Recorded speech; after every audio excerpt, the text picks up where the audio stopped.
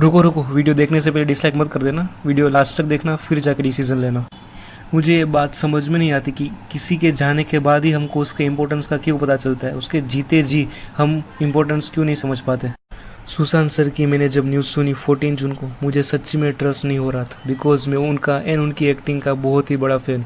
वो मूवीज़ या किसी चीज़ में अपना 100% ही देते थे। वो ये नहीं सोचते थे कि दूसरे लोग मेरी मेहनत की कदर करें या ना करें। उनकी सोच ये थी कि मेरी कदर करे या ना करे, मैं अपना बेस्ट दूंगा, मेरी तरफ से कभी भी कमी नहीं आनी चाहिए। इसलिए वो मेरे इन सब के इंस्पिरेशन थे।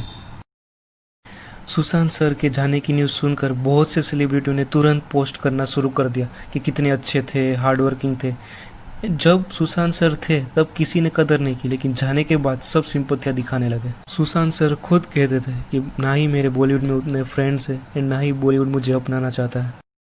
Ensure that the focus doesn't shift from your work, because you, I know, always only talk about your work. Yeah, because other than that, I'm very boring. Because I'll tell you very, very honestly, I just have 2 friends, and so I have 3 friends now, thankfully. But I just I cannot make friends. Not because I don't like people. I really like them, but they somehow they don't find my conversations very interesting. And so the first time they'll pretend to be liking me, but then they for somehow they don't take my calls. So yeah, so I don't have many friends.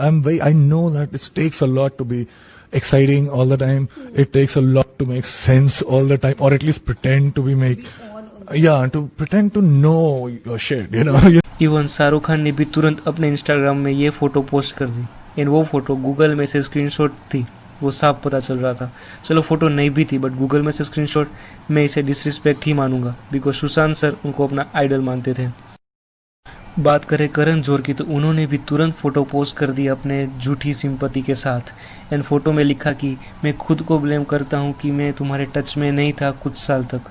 And ये वही करण जौहर है जिन्होंने dry movie Sushant sir से पूछे बिना Netflix के साथ deal कर ली थी, एंड वहीं से सुशांत सर के डिप्रेशन की शुरुआत हो गई, बिकॉज उनको बहुत ही ज़्यादा एक्सपेक्टेशन थी ड्राइव मूवी से। एंड करण जौहर की बात करें तो उन्होंने आयुष्मान खुराना के साथ क्या किया था, आप खुद ही सुन लीजिए।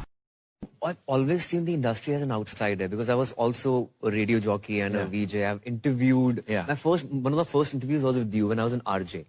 There was this, there was a Star Parivar Award. There was this radio box. I interviewed you. I was like, "Sir, can I have your number? I want to be an actor." You gave me one landline number. So next morning I called up Dharma Productions. When I talked to Mr. Karan Johar, sir, they were like, we don't audition outsiders or something like that. Newcomers, or I don't know. You're not looking for actors. And I gave you a landline number. Yeah, you gave me a What year was this? 2007 end.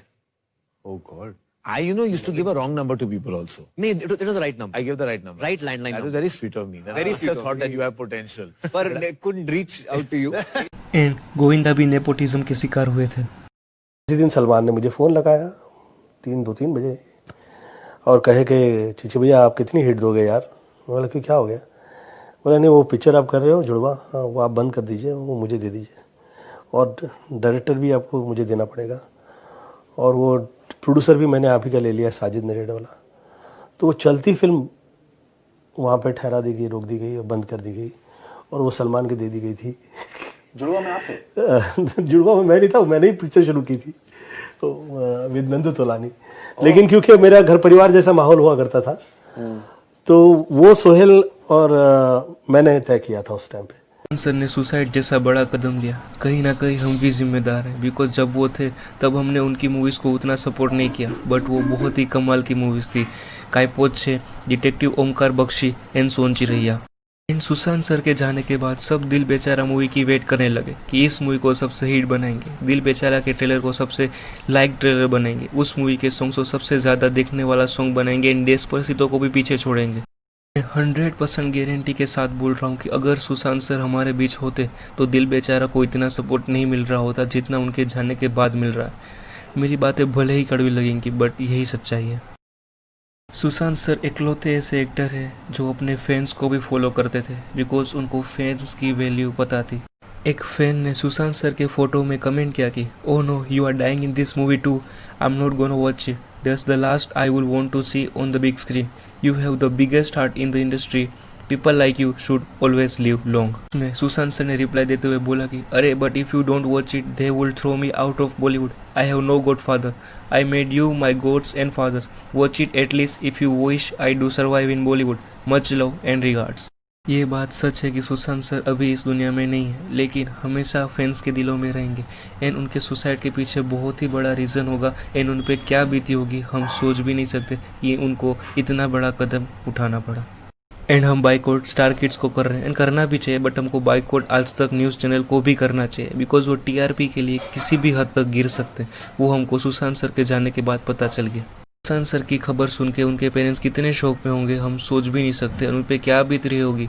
But आज तक news channel को TRP से ही मतलब है। वो तुरंत Sushant sir के parents के घर पहुंच गए एंड सवाल जवाब करने लगे। मतलब इंसानियत नाम की कोई चीज़ ही नहीं है, पैसे ज़्यादा इंपॉर्टेंट करते हैं इन सारी न्यूज़ चैनल को। मतलब सबसे पहले एक्सक्लूसिव देखिए हमारे चैनल में। मतलब क्या बोलूँ मैं अब।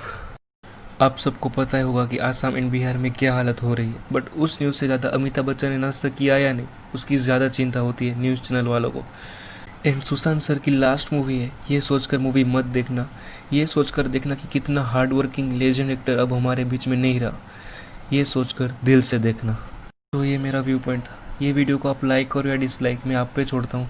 प्लीज़ अगर हो सके तो शेयर ज़रूर कर देना अगर आपको मेरी बात सच्ची लगी हो तो मिलते हैं अगले वीडियो में। तब तक के लिए stay safe, stay healthy, stay updated.